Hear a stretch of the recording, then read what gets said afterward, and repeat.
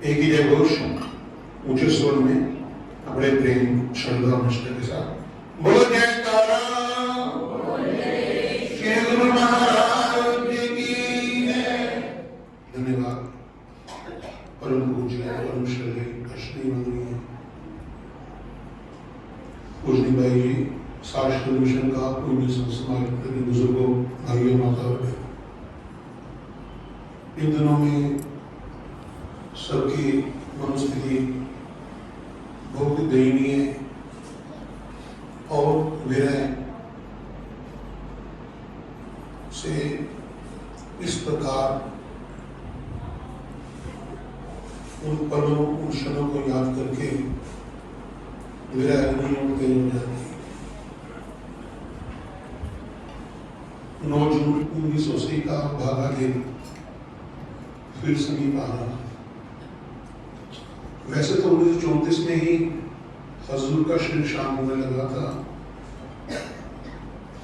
सरसाम हो गया था, और आज तक जो हमारी डेवलप्ड साइंस है उसी के अनुसार अभी भी इसका इलाज नहीं है। बड़ा आश्चर्य हुआ। तो जब श्री गुरु महाराज जी तक ये संदेशा पहुंचा, डॉक्टरों ने कहा कि अब हम इनको नहीं बचा सकते क्योंकि दवाई मस्तिष्क तक पहुंचनी बहुत मुश्किल है और ये तरक्की साइंस की नहीं हुई कि किसी मुर्दे को जीवित कर दे। मैं साफ लोगों की बात कर रहा हूँ। नमीर वासी हनुमान जी ने कहा इस बात को आप छोड़ो, आप अपना इलाज करो, इन शब्दों में ही। और ये वचन कहे हमारे मुबारक मुख से कि 50 वर्ष आयु को बढ़ा दी। कौन कर सकता है? भगवान कृष्ण ने गीता में कहा है कालोस्मि लोक सिर्फ भगवान कृष्ण के लेवल का जो संत हो, रूहानियत हासिल हो, केवल वही ये डिसीजन ले सकता है। काल को जितना आसान नहीं। और उसके बाद ही जैसे डॉक्टरों ने दवा करूंगी स्वस्थ होगी।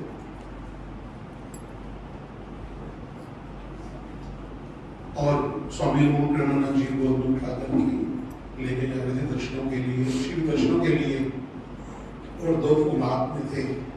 गिरदेव स्वामी परम ज्ञानानंद जी ने जब से वो फूल उठा लिए, गुरु महाराज चरणों में बैठते हुए ये शेर बोला, 2 फूल ले ले दिल भर टूटे हुए सब याद है।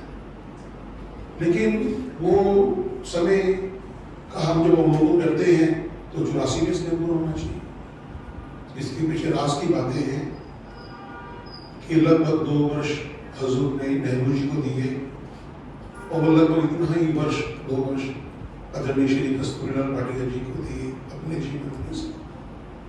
निर्यातन प्रभु की शारीरिक अवस्था बहुत रोगों से ग्रस्त थी, तो सभी मामों ने उनके चरणों में प्रणाम किया, गुजारिश की आप जो है कहीं पर भी टूर वगैरह में ना जाएं, हम लोग जो है किसी तरीके से इस कार्य को चलाएंगे। निर्यातन प्रभु बात मान गए। तो जब भगत रामलाल वसुंधरा जी, कस्तूरीलाल जी और चंद भगत उनके साथ पहुंचे, क्योंकि निर्यातन प्रभु ज्यादा समय वहीं विश्राम करते थे, संगत दर्शन के लिए नहीं जाते थे। तो वसुंधरा जी ने ये कहा कि बहुत उनके रिश्तेदार नहीं आए, आदरणीय है। तो मैं ये उसने कहा कि ये दिल्ली के सत्संग की बड़ी हानि होगी, आप भी नहीं आ रहे, अपने सब जनों को भेजो। तो हजूर का नाम सेलेक्ट हुआ कि हजूर गुरुदेव जो है दिल्ली में जो है वो प्रचार प्रसार कार्य करेंगे। सारा समय बहुत उदास है और स्वामी जी महाराज भी जो है नहीं आ पा रहे किसी वजह से। तो हजूर को लखनऊ से आना पड़ा। कहने लगे बहुत थकान थी, लेकिन स्वामी जी महाराज का हुक्म था, मैं किसी तरीके से पूरी रात का सफर करके सुबह पहुंचा दिल्ली, और सूचना मिली कस्तूरीलाल पाटिल जी को जॉब दे दी और डीसीए के हॉस्पिटल में वो आखिरी श्वास ले थे। सच्ची बात है, विलायती राम जी के बड़े भाई को सारा पता होगा, क्योंकि जो दास बोलता है ये सब इनका लिखा हुआ है। उसके अलावा मेरे पास कुछ नहीं। ये सच्ची बात है नहीं क्या? कोई भी यहाँ बोले, सबको पता है इस बात कहने की बात। उस समय उनकी पत्नी शीला रानी बहुत विलाप कर रही थी। जैसे ही हजूर गुरुदेव हॉस्पिटल में एंटर हुए, वार्तालाप चल रही थी परिवार में। जब आखिरी समय आता है ना, सबके शीर्षों हो जाते हैं, जीव आत्मा जाने वाली तैयारी करो। और सिसकियां बढ़ते हुए विलायती जब कोई छोटे भाई थे, अक्सर हमने भी बड़े बुजुर्गों सुना, जब ऐसी स्थिति आती है ना तो चाचा ताया आ जाते हैं। उन्होंने कहा जी पहले मेरी भाभी और मेरे भतीजों को खाना मिलेगा, उसके बाद खाना मेरे घर पहुंचेगा। भाइयों में कितना आपस में प्यार होता था, सद्भावना एक था।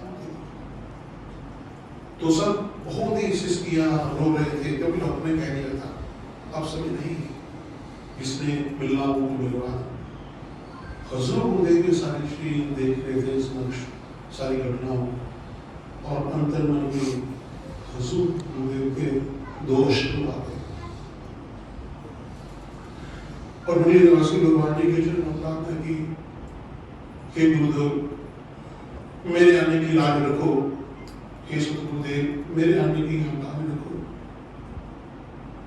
अटैची में से उन्होंने चरण धूलि निकाली, कुछ मुंह में डाली, कुछ उनके मस्तक पर लगाई, फिर शेष बच गई, उसको जल में मिला करके उनको पिला दिया। आधी दूर चले गए, आधा जल है वो खा गए। हजूर गुरुदेव के शीश पर हाथ लगा, कहा कस्तूरीलाल पहचानो, उठो। उसी समय उसकी आंखें खुली। जो व्यक्ति कोमा में हो, एक पल की भी आशा ना हो जीने की, और वो आगे खोल दे, पहचानी और प्रणाम करे। हजूर तो हजूरी थे। और जब ये सब कार्यक्रम पूर्ण करके, सत्संग प्रचार का कार्यक्रम करके श्री मुरली साहब पहुंचे, तो निराता प्रभु को सब की सूचना प्राप्त हो चुकी थी कि ये कार्य वहां पर ऐसा हो गया। हजूर ने अपनी जान धाम पे लगा दी है, उसको जीवन दान देने के लिए। तो हजूर ने जैसे मस्तक निजाता प्रभु के चरणों में रखा, आंखों में आंसू निकल आए। उधर निजाता प्रभु की आंखों में आंसू।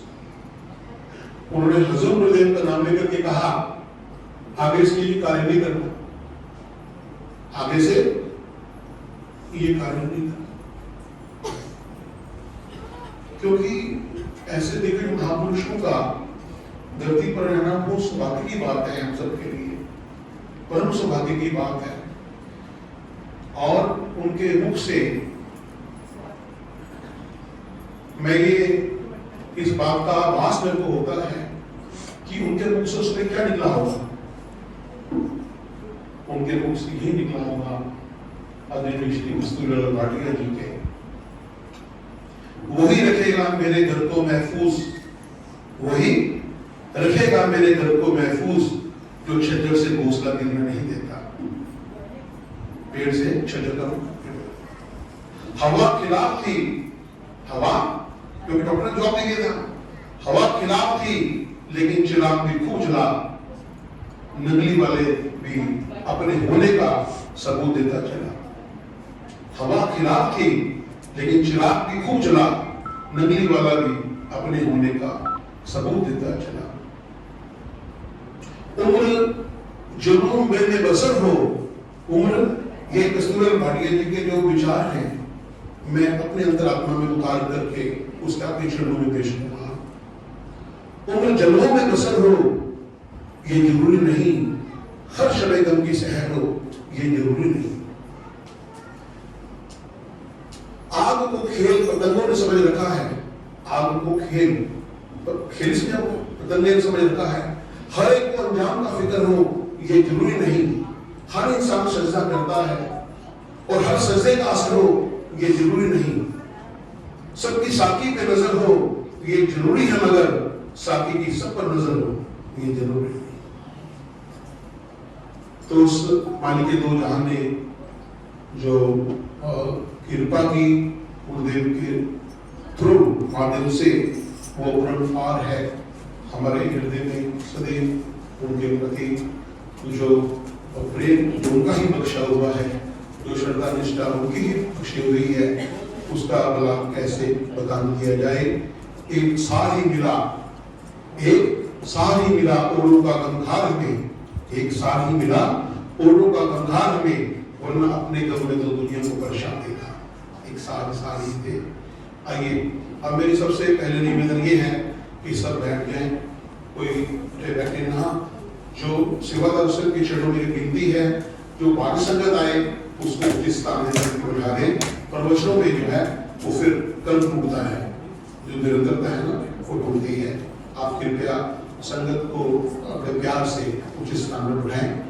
मैं प्रार्थना करने जा रहा हूँ परम पूज्य परम श्रद्धेय दर्शन परम सदाकी संघाध्यक्ष जी महाराज के चरणों में वह भी इस अवसर पर पावन आशीर्वाद देकर